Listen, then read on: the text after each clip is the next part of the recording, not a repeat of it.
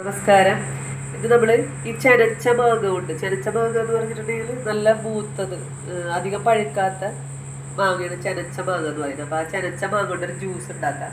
അപ്പോൾ അതിൽ കൂടെ ഇഞ്ചി ചേർത്തിട്ടാണ് അടിക്കുന്നത് കേട്ടോ. അപ്പോൾ ഒരു കഷ്ണം ഇഞ്ചി ചേർത്താൽ നല്ല രുചി ഉണ്ടാവും, പിന്നെ വയറിനും നല്ലതാണ്. അപ്പോൾ നമുക്ക് ഇതെങ്ങനെ അടിക്കാൻ നോക്കാം.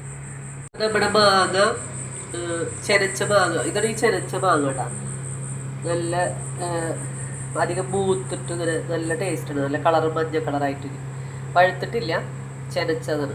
അപ്പോൾ അതിൽ ഇഞ്ചിയും അതുപോലെ തന്നെ നമ്മൾ എടുക്കണം. ഇനി പഞ്ചസാര ചേർക്കേണ്ടവർക്ക് ചേർക്കാം.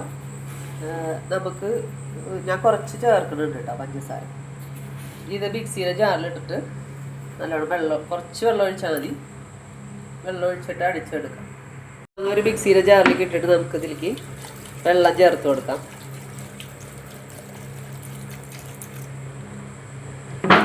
ഇതിൽ പാലൊന്നും ചേർക്കരുത് കേട്ടോ. ചെനച്ച മാങ്ങയിൽ പാല് ചേർത്താൽ അത്ര ടേസ്റ്റ് ഉണ്ടാവില്ല. ഈ ജ്യൂസ് ഒന്ന് അരിച്ചെടുത്താൽ നല്ലതാ.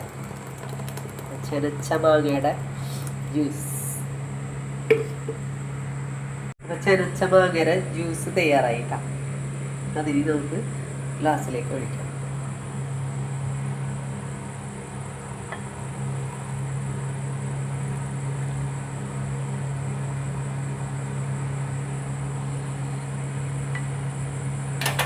ഒരു ചൂടിനും ദാഹത്തിനും ഒക്കെ നല്ലതാണ്.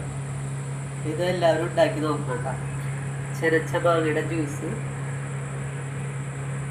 ഇഷ്ടപ്പെട്ടാൽ ലൈക്ക് ചെയ്യാനും ഷെയർ ചെയ്യാനും കമൻറ്റ് ചെയ്യാനൊന്നും മറക്കരുത്.